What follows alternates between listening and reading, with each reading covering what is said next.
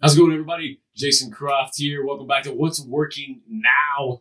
And I have my good friend, Micheal Simmons from VLG on. How's it going, Micheal? Very well, Jason. It's good seeing you again. Absolutely. So this has been fun. This whole series has been a great catch-up time with a lot of folks there back in Dallas and everything. And I've harassed Micheal for years now to be on the show anyway. So it took a pandemic, but he's on. Yeah, it did. We're getting it done. That's right. So, Micheal, I want you to fill everybody in on VLG and exactly the sweet spots. I've just loved all the creative approaches you've taken over the years. Fill people in on essentially what you do and what the agency is all about. Okay, sure. VLG, B2B marketing agency, trying to make B2B cool. And I think that's where we got our start. That's why people know us for is back in the day, we were a software company, 05, 06. We invented the software that we thought would help sales and marketing alignment at B2B companies, companies. And then from there, we were like, okay, that's not going to work. Nobody gets it. These agencies were trying to get to license this software. They don't understand what we're trying to do. Why don't we do some examples of what that might look like? Did a couple examples. The word got out that we were doing it. It was working. We abandoned the software side and said, okay, we're just going to use software as a differentiator, but use our creative prowess to really run out some interesting campaigns. That's why we came up with the whole tagline, "We Fight Boredom," made it our web address because the guys wouldn't sell us VLG.com. You get into the situation where you just start, as a startup, you just start to fill the holes as fast as you can. And in our world, B2B looked like a niche where there weren't many players, and certainly there weren't a lot of real creative shops. Mm-hmm. Folks were more of the finance, accounting, buttoned up approach to marketing on the B2B side. And we're like, people are people at the end of the day, and we're trying to evoke emotion with marketing, no matter who you are or where you are. And so if you're a B2B company and marketing department, grab an agency that can help you breathe some life into your brand that's not boring, that shows people that you really have something to offer the world. And we thought we can build a company around this. And so far have been successful doing that. Absolutely. So, it's let people know some of those creative approaches, right? And a lot of it, and at least leading up into all this, has been really heavily on the direct mail piece, the lumpy mail, some people call it. So what are some of those creative campaigns that you've run? Yeah, in the beginning, we were super guerrilla. Like everything we did followed a pretty set of guidelines. Take something completely unexpected, like like red decoder glasses, or even a nail, like you would hammer in a wall. Just that, put in an envelope and put it in there with a handwritten note that had a personalized URL on it that would take them to a website where our software could do its thing. And we wanted to see how many people can we get to the web. Just straight up hammer that home with these real intrigue guerrilla pieces. And then over the years, as guerrilla has faded as a marketing tactic, and honesty and authenticity have come back in, we've shifted and grown with that, but not abandoned the creativity of the mail piece. So for one of our clients, we did a box with 18 personalized bottles of Coca-Cola in it that we delivered cold, so that they could have a team meeting with our folks, with our client and their team together in a boardroom while drinking some cold Cokes. That kind of thing where you just go completely out of the box and try and figure out, how do I mail cold Cokes from Texas in August?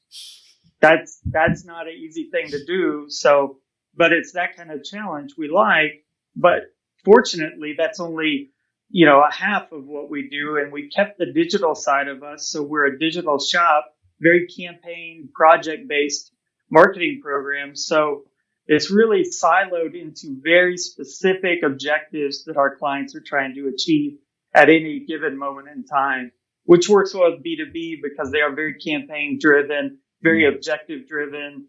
We're looking at the numbers every quarter, what's working, what's not working, that kind of thing. So we built an agency that really fits the B2B space really well. Oh, yeah. And some of that's lead generation, like getting someone to, online, to reach out, have a reason for that sales rep to then be able to call them and engage. But some of it's client retention and things like that, right? No, certainly. Yeah. The nurture side of this plays a bigger role since this pandemic hit, certainly, but has always played a pretty decent sized role because there's something good about getting a tactile gift or a tactile package from someone. If you're selling, I always tell people, if you're selling cloud computing, really hard to put that in front of somebody and say, here's cloud computing, put it on your desk. It's not there. So if we can come up with a clever way to kind of draw an analogy to this is like cloud computing. This is how you could do that. This is how you do it, and set it on your desk and let it sit there and be a reminder to you that this company is the one that embodies that, and they deliver X, Y, Z as part of their cloud, hybrid cloud, platform. That's what we're really striving to do, is bring a physical presence to an otherwise digital world. That's great. And so I really wanted to have you on specifically for this series too, because of the pivot and shift that you've made.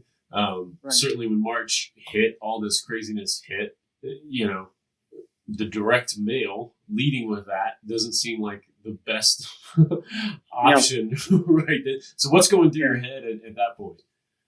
Well, we're thinking, okay, well, if everyone goes home, if I do B2B mail and I'm sending to someone's house, sending to somebody's office, and now suddenly no one is at their office, then I'm not going to tell my client to go dump a bunch of money in mail that's going to go sit in a cube or an office for the foreseeable future, right, when there are different and better ways to go about that. So we really took a step back and said, okay, we're going to do some soul searching. What do we have that solves a pain point that our clients have today? Not how do I shoehorn them into the solution that we're known for. And basically all we did is we flipped the script.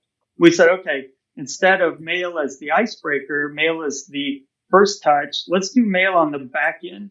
And let's be very specific and purpose driven as far as what we send. But on the front end, let's use our creativity and our unique approach to marketing and do email in a way that other people aren't doing email. And then do our websites the way we have over the years. And we've gradually improved in user experience, click through, scroll through, all of the conversion metrics that you want. We continue to refine those. But the email itself and the ability to hit people with an email that's not going to look like a normal mass marketing email. It's VLG. So we can't do it. It's not in our DNA. But if you want something with surprise and delight involved, we took a different take on that and have done some clever things, I think, to get people to do a couple of things. One, go to the web from an email with higher open rates and higher click-through rates.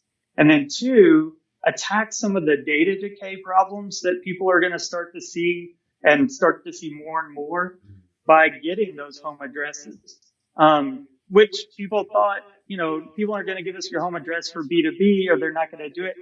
They'll do it. And they're going to do it more and more often based on our evidence.